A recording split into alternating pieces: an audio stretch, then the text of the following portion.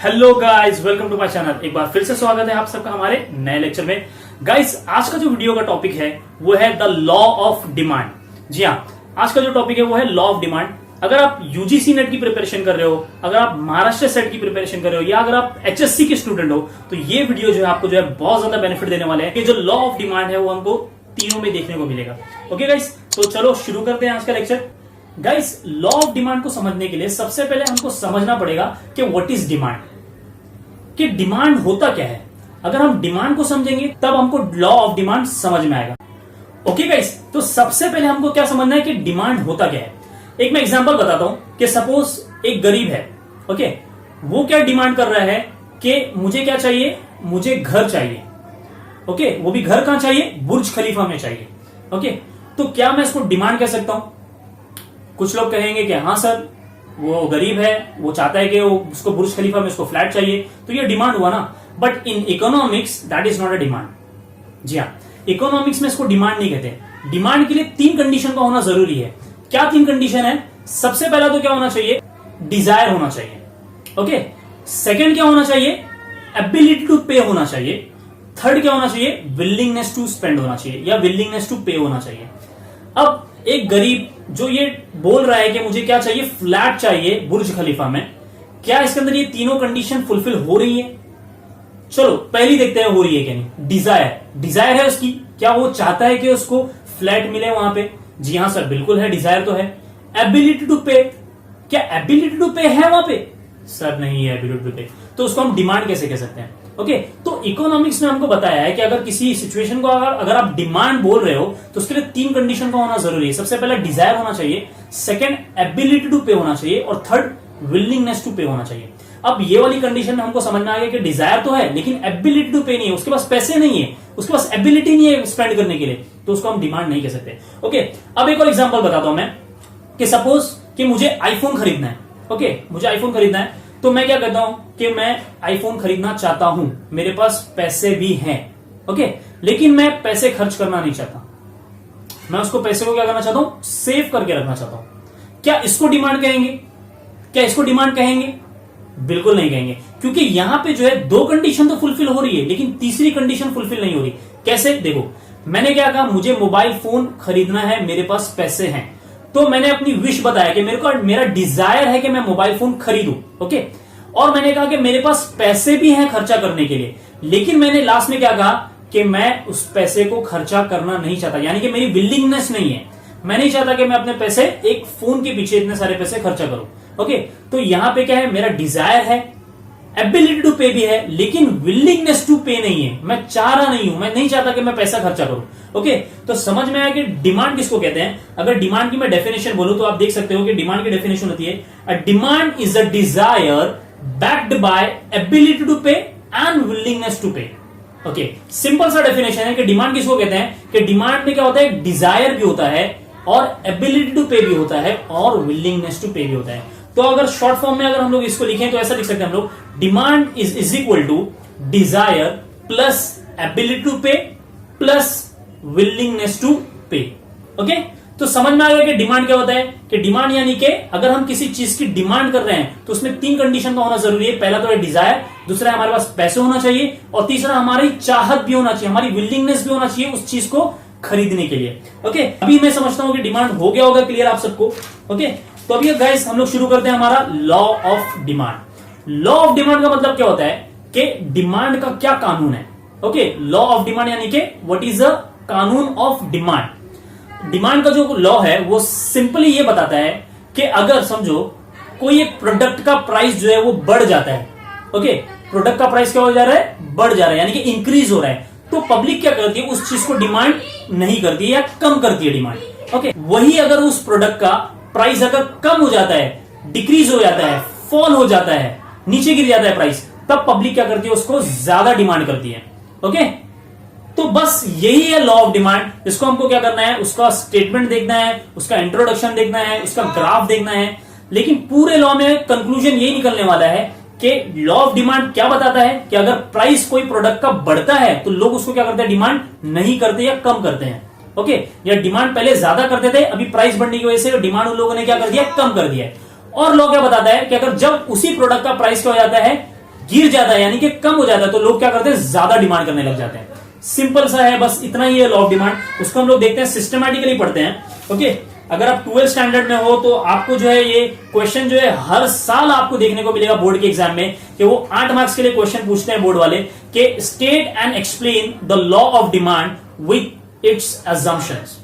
Okay, एक या तो ये क्वेश्चन आता है या तो ऐसा क्वेश्चन आता है, state and explain the law of demand with its exceptions.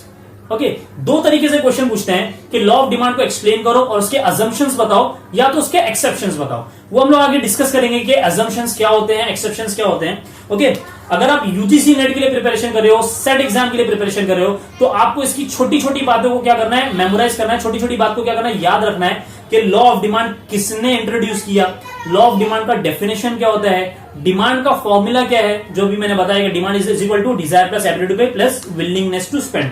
Okay, तो सबसे पहले गाइस हम लोग देखते हैं द लॉ ऑफ डिमांड का इंट्रोडक्शन क्या है।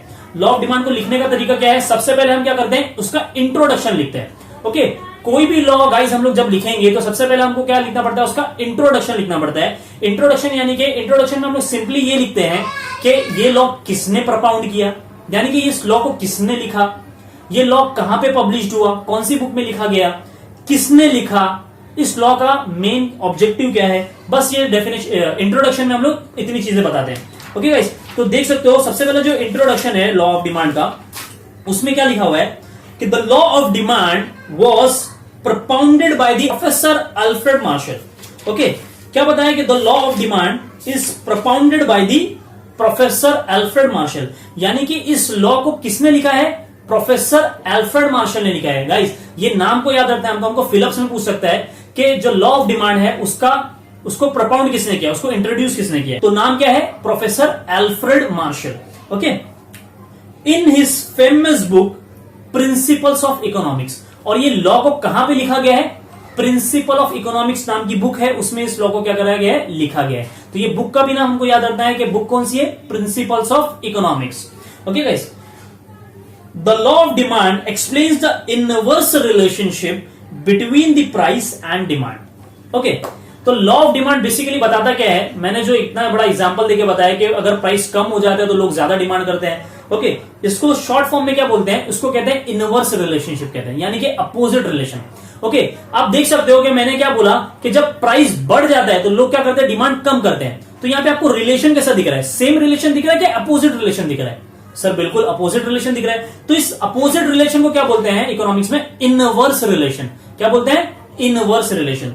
तो लॉ ऑफ डिमांड क्या करता है, the law of demand explains the inverse relationship between the price and demand. Okay, तो लॉ ऑफ डिमांड हम लोग को क्या बताता है कि प्राइस का और डिमांड का कैसा रिलेशन होता है, अपोजिट रिलेशन होता है। ओके, इनवर्स रिलेशन होता है।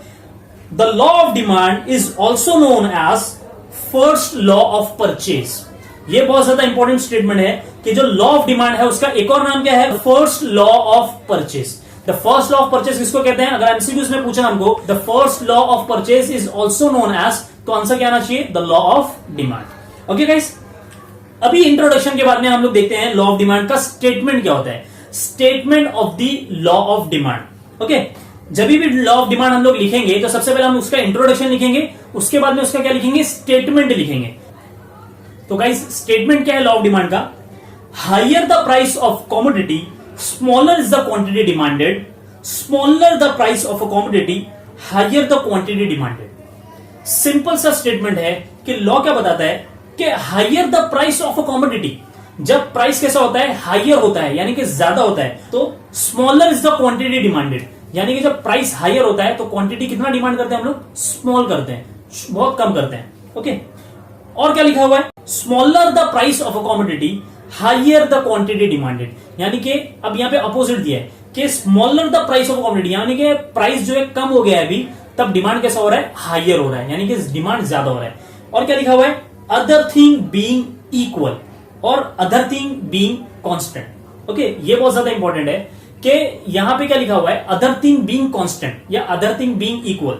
इसका मतलब क्या है कि ये जो हम लोग कह रहे हैं कि प्राइस बढ़ रहा है तो क्वांटिटी डिमांड कम हो जा रहा है, प्राइस कम हो रहा है तो क्वांटिटी डिमांड बढ़ जा रहा है, ये तभी पॉसिबल है जब हम अदर फैक्टर्स को, बाकी सारी चीजों को क्या करें, कांस्टेंट रखें, यानी कि इक्वल रखें। इसका मतलब क्या है बाकी सारी चीजों को, सपोज कि अगर मेरे पास पैसे ज्यादा है, ओके मेरे पास पैसे ज्यादा है, ये एक फैक्टर है, मेरी इनकम एक फैक्टर है। अगर मेरी इनकम अचानक से क्या हो जाती है, बढ़ जाती है, तब मैं क्या ये सोचूंगा कि प्रोडक्ट का प्राइस बहुत ज्यादा है, चलो अभी नहीं खरीदते, बिल्कुल नहीं। मैं क्या करूंगा, अगर उसका प्राइस ज्यादा है तो तभी भी मैं क्या करूंगा, उस चीज को खरीदूंगा। ओके, तो ये अदर फैक्टर्स हुए, यानी कि अगर मेरी इनकम में अचानक से चेंजेस आ जाता है तो मैं क्या कर सकता, ज्यादा प्राइस में भी क्या कर सकता हूं, चीजों को खरीद सकता हूं। तब ऐसी सिचुएशन में क्या हो जाएगा, लॉ ऑफ डिमांड हमारा एप्लीकेबल नहीं होगा। तो ऐसी बहुत सारे फैक्टर्स हैं जो लॉ ऑफ डिमांड को क्या करते हैं, डायरेक्ट क्या कर देते हैं, फेल कर देते हैं। तो ऐसे बहुत सारे फैक्टर्स हैं जिसमें जो है लॉ ऑफ डिमांड काम नहीं करता, लॉ ऑफ डिमांड क्या हो जाता है, फेल हो जाता है। तो वो सारे फैक्टर्स को हमको क्या करना है, कांस्टेंट रखना है, यानी कि साइड में रखना है। ओके, उन सारी चीजों को हमको क्या करना है, इक्वल रखना है, यानी कि उसमें कोई चेंजेस नहीं हुआ, यानी कि मेरी इनकम में कोई चेंजेस नहीं है। समझ में आ रहा है? तो जो अदर फैक्टर्स हैं, अदर फैक्टर्स को क्या करना है, लॉ ऑफ डिमांड में हमको क्या करना है, कांस्टेंट रखना है, यानी कि उनको उसमें चेंजेस नहीं होना चाहिए कोई भी, तभी हमारा लॉ ऑफ डिमांड क्या होगा, एप्लीकेबल होगा। ओके, तो ये जो कंडीशन बताई गई है स्टेटमेंट की कि higher the price of a commodity, smaller is the quantity demanded, smaller the price of a commodity, higher the quantity demanded. तो इसमें क्या है, उसके बाद में एक स्टेटमेंट लिखा हुआ है कि अदर थिंग बीइंग इक्वल। ये स्टेटमेंट तभी हमारा चलेगा जब हम अदर थिंग को क्या करते हैं, इक्वल रखते हैं, कांस्टेंट रखते हैं। और वो अदर फैक्टर्स क्या होते हैं उसको आगे जाके हम लोग डिटेल में पढ़ेंगे। ओके, तो अभी हम लोग ने क्या देखा, अभी हम लोग ने क्या देखा, इंट्रोडक्शन देखा और लॉ ऑफ डिमांड का स्टेटमेंट देखा। ओके गाइस, अभी हम लोग देखते हैं डिमांड का जो है शेड्यूल देखते हैं। ओके, लॉ ऑफ डिमांड को हम लोग शेड्यूल के जरिए समझने की कोशिश करते हैं। The law of demand can be explain with the help of the following schedule. Okay, आप देख सकते हो शेड्यूल स्क्रीन पे कि एक तरफ दिया हुआ है prices of mango, price of mango दिया हुआ है, और दूसरे कॉलम में दिया हुआ है हमको क्वांटिटी डिमांड। ओके, यानी कि फर्स्ट कॉलम में बताया कि मैंगो के क्या प्राइसेस है अलग अलग, और सेकंड कॉलम में बताया कि उसके कितना कितना क्वांटिटी क्या हो रहा है, डिमांड हो रहा है। ओके, सबसे पहले आप देख सकते हो प्राइस कितना है, 150 है, फिर 200 है, 250 है, 300 है, और क्वांटिटी डिमांड है 5, 4, 3, 2। ओके, ये डजन में दिया हुआ है डिमांड। तो गाइस आप देख सकते हो जब प्राइस 150 रुपीज था मैंगो का, तब कितना डिमांड हो रहा था मैंगो का, 5 डजन। ओके, जब प्राइस क्या हो गया, 150 से 200 हो गया, यानी कि बढ़ गया प्राइस, तब डिमांड हमारा कितना हो गया, 5 डजन से कितना हो गया, 4 डजन हो गया, यानी कि डायरेक्ट क्या हो गया, डिमांड हमारा नीचे गिर गया। उसके बाद में क्या हो गया, 200 रुपीज से प्राइस हो गया हमारा 250 हो गया। ओके, प्राइस यहां पे क्या हो रहा है, बढ़ते जा रहे हैं, तो हमारा डिमांड देखो 4 डजन से कितना हो गया, 3 डजन हो गया। उसके बाद में जो है 250 से जो हमारा प्राइस बढ़ के कितना हो गया, 300 हो गया, तो हमारा डिमांड जो है, क्वांटिटी डिमांड मैंगो का और नीचे गिर गया, कितना हो गया, 2 डजन हो गया। यानी कि समझ में क्या आया कि प्राइस क्या हो रहा है, बढ़ते जा रहा है, और हमारा डिमांड क्या है, वो घटते जा रहा है, यानी कि नीचे होते जा रहा है, गिरते जा रहा है। तो इसका रिलेशन कैसा हुआ, ये रिलेशन कैसा हुआ, अपोजिट रिलेशन हुआ, और अपोजिट रिलेशन को क्या कहते हैं, इनवर्स रिलेशन। ओके, तो लॉ ऑफ डिमांड हमको ये बताता है कि प्राइस में और क्वांटिटी डिमांड में कैसा होता है, अपोजिट रिलेशनशिप होता है। ओके गाइस, तो सिंपल सा ये शेड्यूल है, आप देख सकते हो उसको। ओके गाइस, अब लॉ ऑफ डिमांड को हम लोग क्या करते हैं, ग्राफ के जरिए समझते हैं। Okay, demand curve, the law can be further explain with the help of following diagram. अभी आप डायग्राम देख सकते हो स्क्रीन पे कि जो हमने क्वांटिटी डिमांड है, जो कि हम लोग ने शेड्यूल देखा था, टेबल देखा था, उसका जो क्वांटिटी डिमांड था हम लोग ने उसको कहां प्लॉट किया है, एक्स एक्सिस पे प्लॉट किया है, और जो हमारा प्राइस था मैंगो का उसको हमने वाई एक्सिस पे प्लॉट किया है। 150, 200, 250, 300, ये क्या है, हमारा प्राइस है, और जो हमारा क्वांटिटी डिमांड था 1 से लेके 5 तक हमने क्या कर दिया, नीचे रख दिया। ओके गाइस, तो आप देख सकते हो कि जब प्राइस 150 था तब हमको क्या करना है, एक डॉट लगाना है हमको। जब प्राइस 150 था तो हमारा डिमांड कितना था, 5 डजन था। ओके, तो हमको वहां पे क्या करना है, डॉट लगाना है। उसके बाद में प्राइस जब 200 हो गया, यानी कि बढ़ गया प्राइस, तब हमारा क्या हो गया, डिमांड कितना हो गया, 4 क्वांटिटी हो गया, तो वहां पे भी हमको क्या करना है, डॉट लगाना है। ऐसा करके जब आप ऊपर तक जाओगे तो आपको 4 डॉट मिल जाएंगे। उसको क्या करना है, आपको उसका एक कर्व खींचना है। कर्व खींचोगे आप, उसको आप नाम दोगे डीडी, यानी कि डिमांड कर्व। ओके, डीडी मतलब क्या है, डिमांड कर्व है। अब ये डिमांड कर्व आप देखोगे तो ये कैसा स्लोप है, इसका डाउनवर्ड है, यानी कि ये नीचे की तरफ जा रहा है। ओके, क्योंकि क्या हो रहा है, प्राइस हमारा बढ़ते जा रहा है, तो हमारा क्वांटिटी डिमांड क्या हो जा रहा है, नीचे जाते जा रहा है, तो हमारा डिमांड कर्व भी क्या हो रहा है, नीचे स्लोप हो रहा है। तो हम लोग इसको ऐसे बोल सकते हैं, the DD demand curve is downward sloping which represent inverse relation between the price and quantity demand. कि ये जो डी डिमांड कर्व हमको दिख रहा है वो कैसा उसका स्लोप है, वो डाउनवर्ड है, यानी कि वो नीचे की तरफ जा रहा है। ओके, और ये नीचे की तरफ क्यों जा रहा है? Because of inverse relationship between price and quantity demand. Okay guys, अभी इसके बाद में हम लोग क्या देखेंगे, इसका कुछ एजम्पशंस देखेंगे। लॉ ऑफ डिमांड का क्या देखेंगे हम लोग? एजम्पशंस देखेंगे। ओके गाइस, अभी सर एजम्पशंस क्या होता है लॉ ऑफ डिमांड का? देखो गाइस, जो लॉ ऑफ डिमांड है वो क्या बोलता है कि जब प्राइस बढ़ता है तो क्वांटिटी क्या हो जाता है, हम लोग कम डिमांड करते हैं। ओके, और जब प्राइस कम हो जाता है तो हम ज्यादा डिमांड करते हैं। तो इस चीज को एप्लीकेबल होने के लिए कुछ एजम्पशंस है। अगर वो एजम्पशंस यानी कि अगर वो एजम्पशंस प्रेजेंट हो तभी हमारा लॉ ऑफ डिमांड क्या होगा, एप्लीकेबल होगा, वरना ये लॉ ऑफ डिमांड क्या हो जाएगा, हमारा फेल हो जाएगा। ओके, जैसे मैंने इनकम का एग्जांपल दिया था कि इनकम में मेरी चेंज हो गया तो लॉ ऑफ डिमांड भी क्या हो जाएगा, फेल हो जाएगा। तो कौन कौन से ऐसे अजम्पशंस है जिसको हमको क्या करना है, सेट करके रखना है ताकि लॉ ऑफ डिमांड क्या करे, हमारा एप्लीकेबल हो। समझ में आया? एजम्पशन यानी कि वो कंडीशंस होती है जो अगर वो कंडीशन प्रेजेंट ना हो तो हमारा जो लॉ ऑफ डिमांड जो है वो एप्लीकेबल नहीं होगा। तो हम लोग क्या करते हैं, कुछ एजम्पशन को सेट करके रखते हैं। ओके, तो सबसे पहला जो एजम्पशन है लॉ ऑफ डिमांड का वो है नो चेंज इन पॉपुलेशन। क्या है? नो चेंज इन पॉपुलेशन, यानी कि पॉपुलेशन में कोई भी चेंजेस नहीं होना चाहिए। Okay, second, no change in income of the consumer. जो हमारा कंज्यूमर है उसकी इनकम में कोई भी चेंजेस नहीं होना चाहिए, नहीं तो वो क्या करेगा, ज्यादा प्राइस में भी क्या करेगा, ज्यादा क्वांटिटी का डिमांड करेगा। ओके, उसके बाद में क्या है, नो चेंज इन क्लाइमेट, और क्या है, no change in taste and habits of consumers, no change in government and taxation policy, no change in future expectation of price. Okay, तो गाइस ये सब क्या है, हमको क्या करना है, ये सारी चीजों को क्या करना है, कांस्टेंट रखना है, इसमें कोई चेंजेस नहीं होना चाहिए। अगर इसमें चेंजेस होगा तो हमारा लॉ ऑफ डिमांड जो है एप्लीकेबल नहीं होगा। अगर सपोज अगर पॉपुलेशन में चेंजेस हो जाता है, ओके, अगर पॉपुलेशन में चेंजेस हो जाता है तो एकदम से वो क्या हो जाएगा, वो कंट्री का डिमांड बढ़ जाएगा कि नहीं बढ़ जाएगा? जी हाँ सर, बिल्कुल बढ़ जाएगा। अगर प्राइस ज्यादा है या कम है लेकिन फिर भी क्या हो जाएगा, क्वांटिटी का डिमांड जो है हमारा बढ़ जाएगा, क्योंकि पॉपुलेशन में चेंज हो गया तो लॉ ऑफ डिमांड यहाँ पे हमारा एप्लीकेबल नहीं होगा। इसीलिए लॉ ऑफ डिमांड कहता है कि अगर लॉ ऑफ डिमांड को एप्लीकेबल करना है तो क्या होना चाहिए, पॉपुलेशन को हमको कैसा समझना पड़ेगा, कांस्टेंट समझना पड़ेगा, यानी कि उसमें चेंजेस नहीं होना चाहिए। और जो इनकम है कंज्यूमर की वो भी, इसमें भी कोई भी चेंजेस नहीं होना चाहिए। उसके बाद में जो हमारे कंज्यूमर है उनके जो टेस्ट हैबिट्स है, ओके, उनका जो फैशन है उसमें कोई भी चेंजेस नहीं होना चाहिए। सपोज कि मैं सिंपल से ड्रेस पहनता हूं लेकिन अभी मेरा एकदम से मन कर रहा है कि मैं क्या करूं, फैशनेबल ड्रेस पहनूं। ओके, तब मैंने क्या कर दिया, मेरा फैशन चेंज कर दिया। अब चाहे वो फैशनेबल कपड़े का प्राइस ज्यादा हो या कम हो, मैं क्या करूंगा, उसको खरीदूंगा, उसको परचेस करूंगा मैं। ठीक है, तो इसमें क्या हो गया, मेरा लॉ ऑफ डिमांड एप्लीकेबल नहीं हुआ, क्योंकि प्राइस तो ज्यादा है प्रोडक्ट का लेकिन फिर भी मैं क्या कर रहा हूं, उसको परचेस कर रहा हूं, क्योंकि मेरा फैशन क्या हो गया, चेंज हो गया। तो यहां पे बताया कि एजम्पशन हमको ये मान के चलना है कि जो कंज्यूमर है उसके जो फैशन में, उसके टेस्ट में, उसके हैबिट्स में कोई चेंजेस नहीं आना चाहिए, नहीं तो वो क्या करेगा, ज्यादा प्राइस में भी क्या करेगा, उसको चीज को खरीदेगा। ओके, गवर्नमेंट की जो पॉलिसी है, टैक्सेशन पॉलिसी, वो चेंजेस नहीं होना चाहिए। अगर गवर्नमेंट ने एकदम से टैक्स कम कर दिया तो अब लोगों के पास जो है ज्यादा पैसा होगा खर्चा करने के लिए, अब वो क्या करेंगे, ज्यादा प्राइस वाले प्रोडक्ट को भी क्या करेंगे, ज्यादा क्वांटिटी में खरीदेंगे, इवन कि उनका प्राइस क्या हो रहा है, बढ़ रहा है फिर भी। तो टैक्सेशन पॉलिसी भी वो क्या होना चाहिए, गवर्नमेंट की चेंजेस नहीं होना चाहिए। तो फ्यूचर एक्सपेक्टेशन है, यानी कि अगर मैं एक्सपेक्ट करता हूं, फ्यूचर एक्सपेक्टेशन ऑफ प्राइस मतलब क्या होता है कि सपोज कि मैं क्या सोच रहा हूं कि अगर मैं एक महीने के बाद फोन खरीदूंगा तो मुझे सस्ते में मिलेगा। ओके, आज अगर मैं खरीदूंगा तो मुझे बहुत ज्यादा महंगे में पड़ेगा। तो मैं क्या करता हूं, आज के मेरे डिमांड को क्या कर देता हूं, कम कर देता हूं। ओके, आज के डिमांड को मैं क्या कर देता हूं, मेरे रोक देता हूं। अब मैं क्या करता हूं कि मैं उसको फ्यूचर में खरीदूंगा।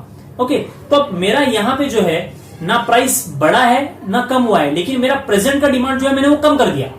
ओके, प्राइस जो मोबाइल का चेंज हुआ क्या, नहीं चेंज हुआ, लेकिन मैंने अपना डिमांड फिर भी क्या कर दिया, चेंज कर दिया, जस्ट बिकॉज कि मैंने ये सोचा, मैंने ये एक्सपेक्ट किया कि फ्यूचर में जो है मुझे कम प्राइस मिलेगा प्रोडक्ट का, तो मैं क्या करूंगा, उसको तभी खरीद लूंगा।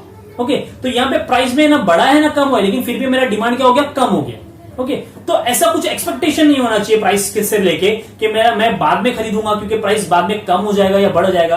तो ये सारी चीजों को हमको क्या करना है, कांस्टेंट रखना है।